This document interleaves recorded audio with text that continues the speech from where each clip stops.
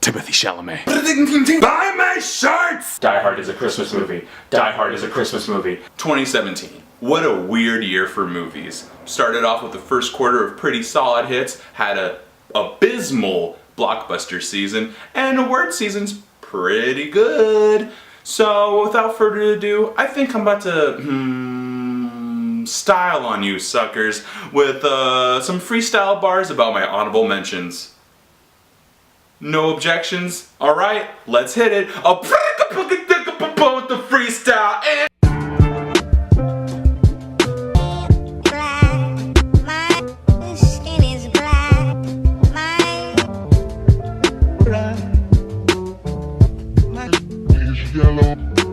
honorable mentions. Here's some ones that just missed, that were up for contention on my top 10 list. The Meyerowitz stories, new and selected, and Landline had me mad introspective. Got a new perspective on both world wars. Wonder Woman and Mudbound had to settle the score, and Blade Runner 2049 did impress. Had its cake and ate it too, like Marie Antoinette.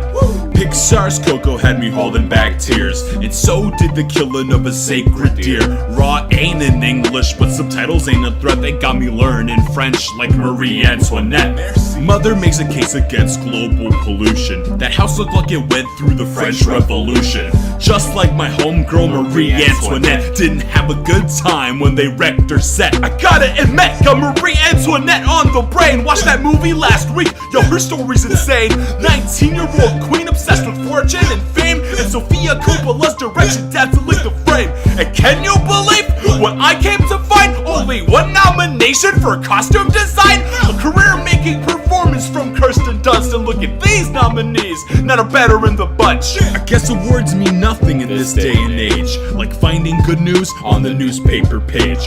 Love and tradition of this grand design, some people say that's even harder to find. So there you have it, some of the year's best, and it's finally time for the top 10 list. But there's one more movie, yes sirree, you can bet that my last honorable mention is Dunkirk.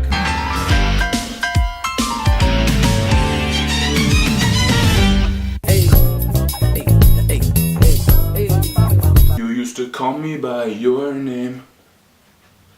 Late night when I smelled your shorts. Call Me By Your Name took me by surprise, man. There's a lot of hype coming off of this from the festivals, and Luca Guadagnino had 2 critical darlings already on his belt. But I was skeptical. No way a 2-hour movie about a rich kid in the 80s vacationing in Italy, figuring out his sexuality for the first time is that good. But hey, it's that good.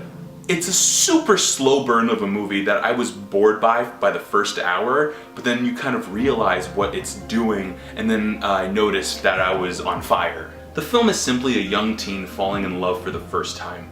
The movie has no antagonist, no force to keep them apart. We just follow the push and pull of a budding relationship that feels completely genuine.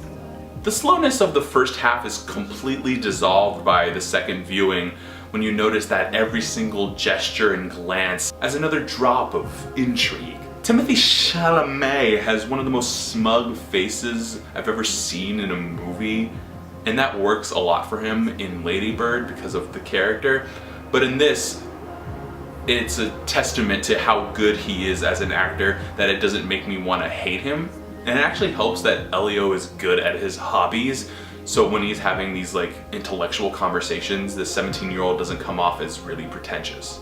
Armie Hammer's great, Michael Stuhlbarg's good, especially in that final scene. Speaking of final scenes, the last shot of this movie is what Bill Murray whispered in Scarlett Johansson's ear at the end of Lost in Translation.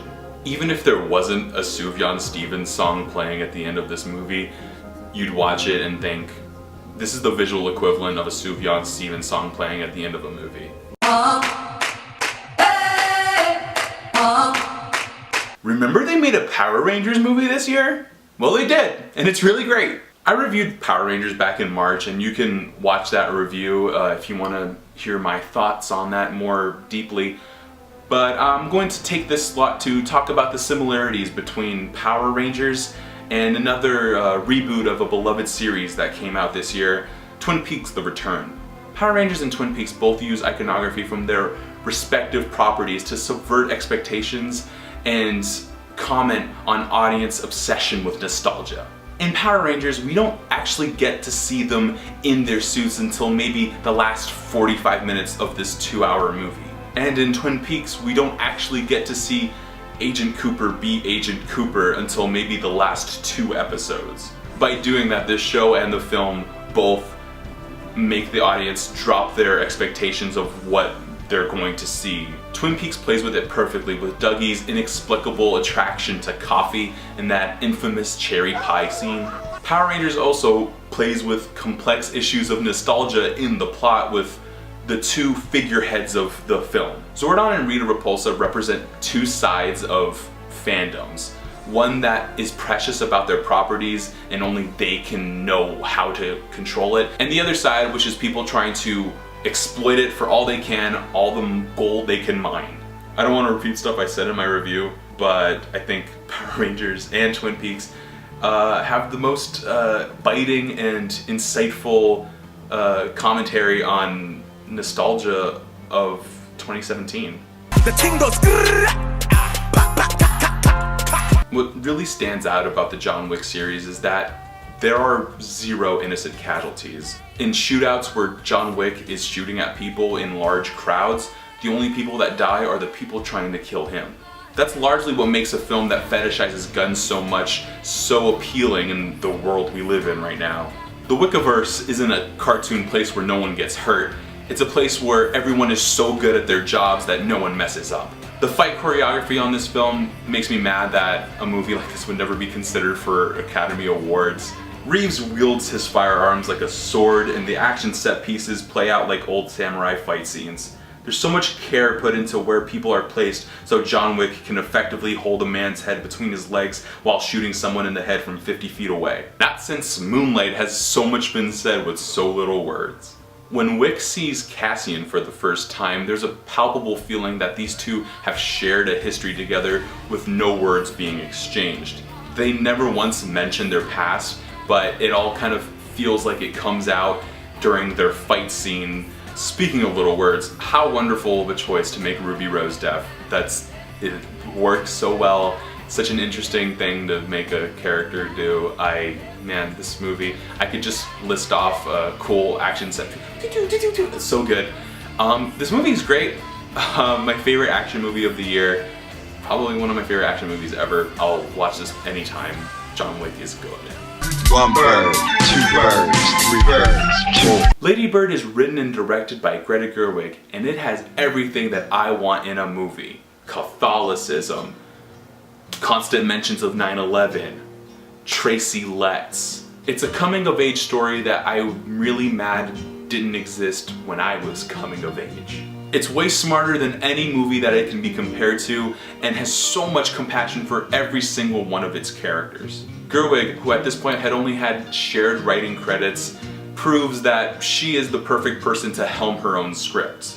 The relationship between Lady Bird and her parents is so tangible that either I relate to it too much or these are the greatest written characters of all time. It's probably both. There's a scene in the living room where Lady Bird gets in a fight with her mom and her dad just sits silently in the corner playing solitaire on the computer, and I actually heard somewhere that scene won the Pulitzer Prize for fiction. Just the scene, just the one scene. You could write a character study on every single character in this movie. Every person is so fleshed out that you know their entire life story without any clunky exposition.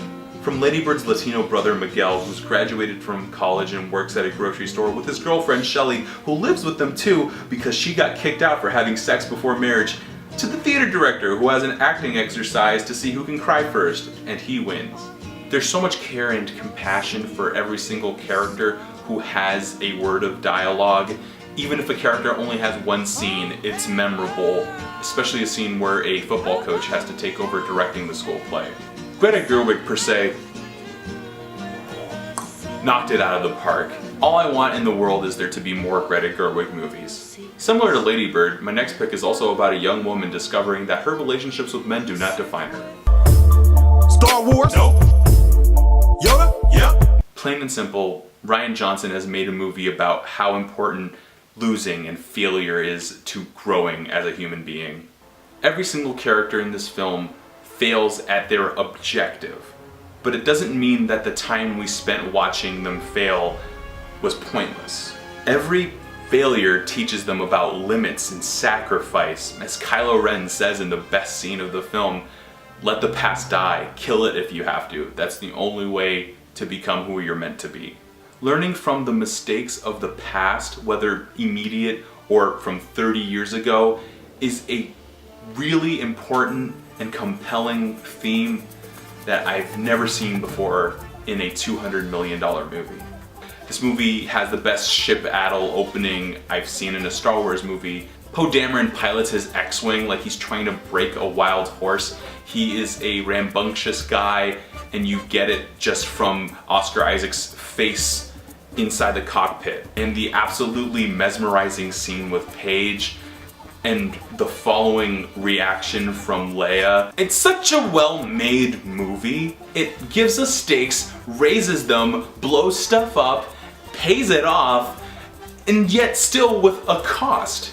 Every scene is like this, and if you say that nothing important happens on Canto Bight, then I don't understand what movie you're watching. Canto Bight rules, man. It's also the most visually inventive I've ever seen a Star Wars movie be. During Luke's first lesson with Rey, he's telling how the Force works in real life, and it's being cut with a montage that reminds me of Tree of Life. Rey and Kylo Ren have Force conversations that are shot reverse shot from opposite sides of the galaxy. It not only allows them to have a believable form of communication, but it colors their growing connection in a profound way. It's a great movie. I don't like it when people say it's bad. It's a nice movie. And I love the fact that there's a Star Wars movie directed by someone who went as Dougie Jones for Halloween. Between the sheets. A ghost story? More like a good movie. The tagline for A Ghost Story is, "It's all about time," and that's an objective truth. The film starts as a quiet little sad movie about a ghost watching his wife continue her life without him, and then time passes, and it continues to pass. The film gets unstuck in time like Slaughterhouse-Five, and we spend most of the time just watching the ghost observe the lives of other people who lived in the house.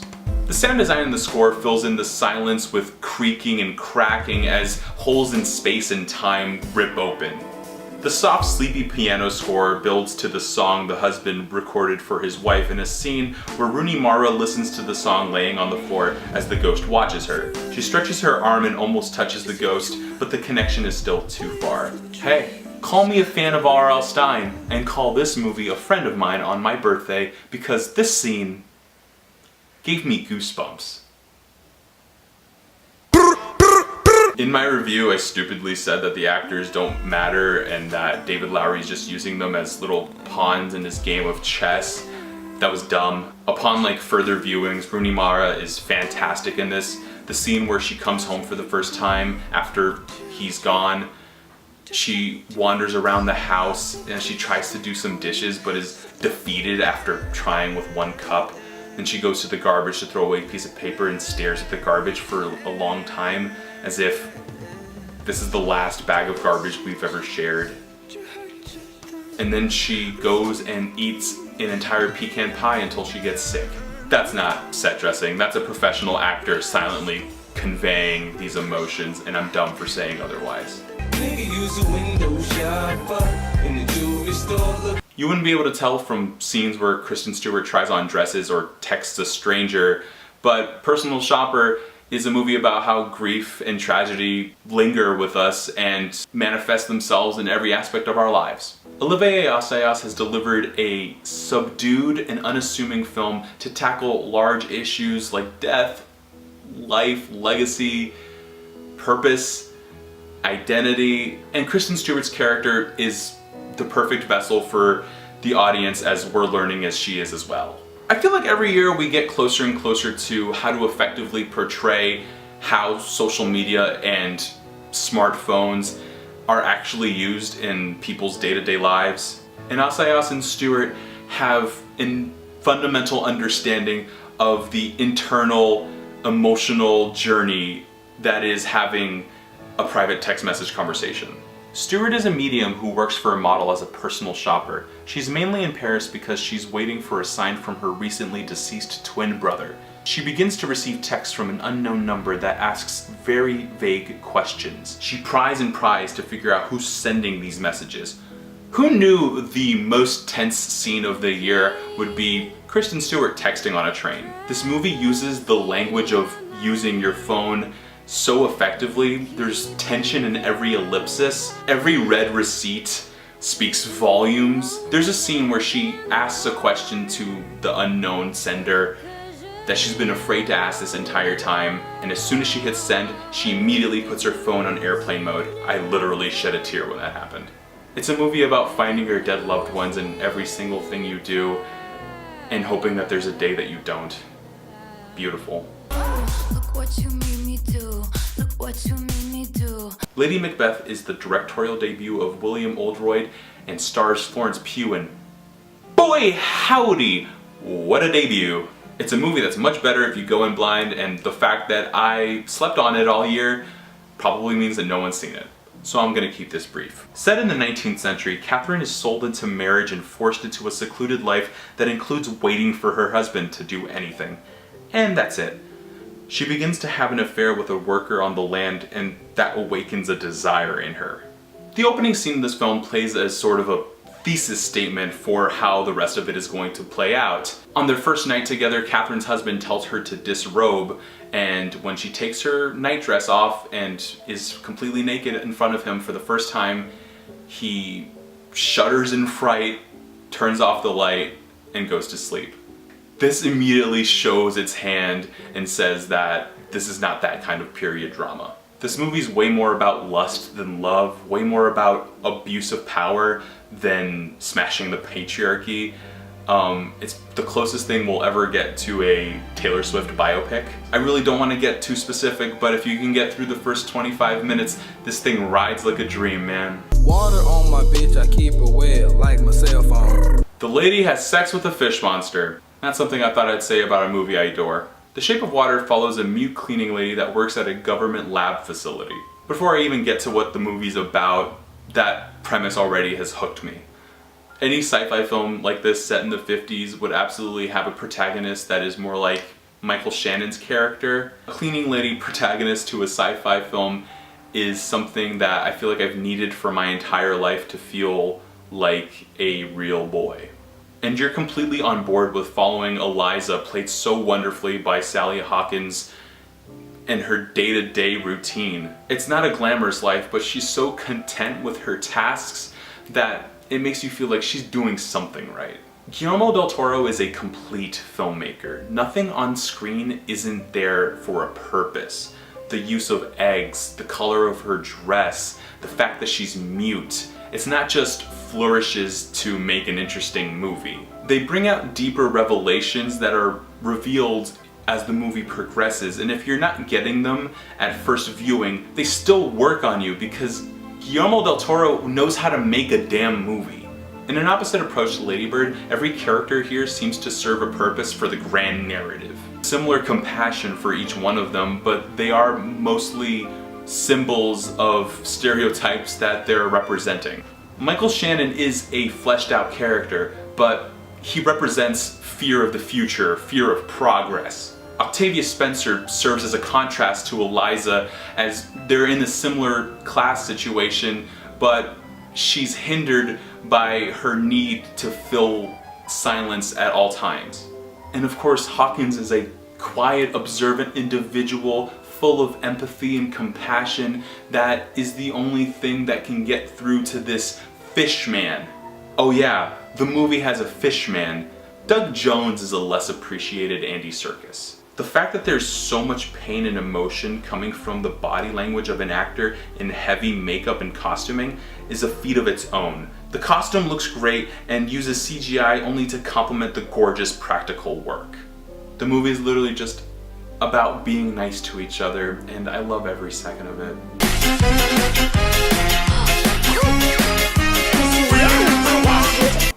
Here we are, folks, my number one. And it's kind of hard to talk about 2017 while talking about how divisive it was. The most political year of my life, most definitely. And I would have to say my number one movie of 2017 is also the most political movie of 2017. It deals with racism. It deals with how we treat black people in America. It deals with a post-Obama era.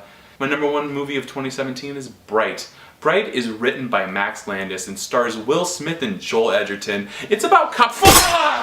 That's a Videodrome! Long live the new flesh!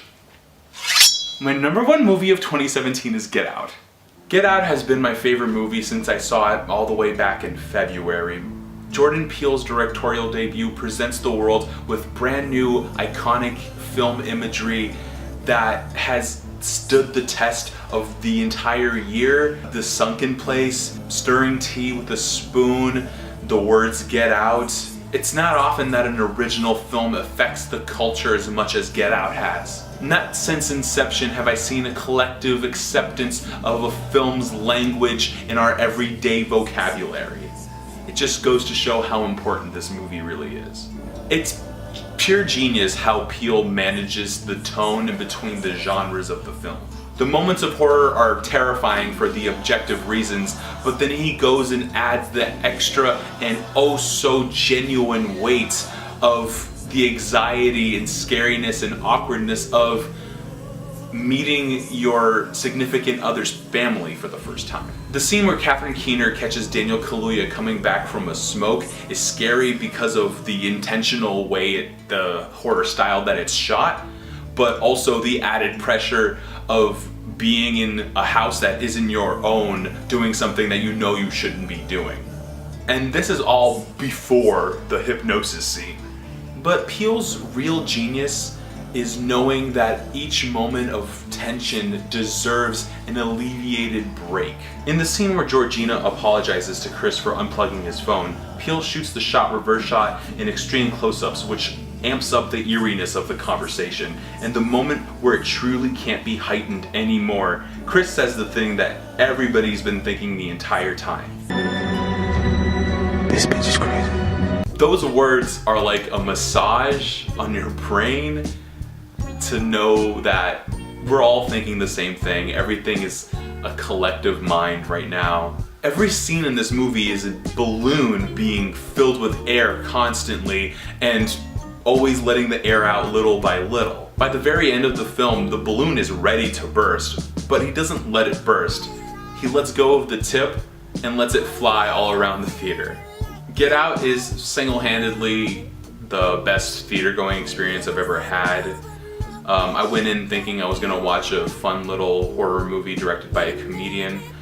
I didn't know I was gonna be standing up a million times in applause. I didn't know that my teeth were gonna be chattering literally the entire time. I didn't know that everyone around me in a sold-out theater was also gonna feel the same way. I haven't even talked about what the movie's about, because at this point everyone knows what Get Out is about, and if you haven't seen it, just watch it. What a movie that stays with you. I love it so much. It's hilarious, it's scary, it's personal. Yeah, it's my favorite movie of 2017. So this is it, we're done. But I just wanted to drop off a little bit of extra stuff, because there's a lot of stuff that came out this year that I loved but aren't movies. Twin Peaks: The Return, obviously. The last episode of Carboys from Polygon. If you haven't seen Carboys, watch all of that, but the last episode specifically, it's a doozy. And this web series slash website called Complicated on viewboo.com. Go ahead and go down that rabbit hole. It's some of the best internet content I've ever seen, because it's a website that only hosts one show and other shows, and then you go down the rabbit hole of those shows and follow their Twitters, and it's so much fun. It's so good. It's so funny. At this point, I'm recording. I'm about to go see Phantom Thread, so I'll put a thing right here to tell you if Phantom Thread would have ended up on this list. What were your favorite movies of 2017? Let me know. Drop a little comment. We'll talk about the movies. Did you like The Florida Project? I was a little mixed on it. Let's talk about it in the comments. Alright, see y'all later. I have loved you for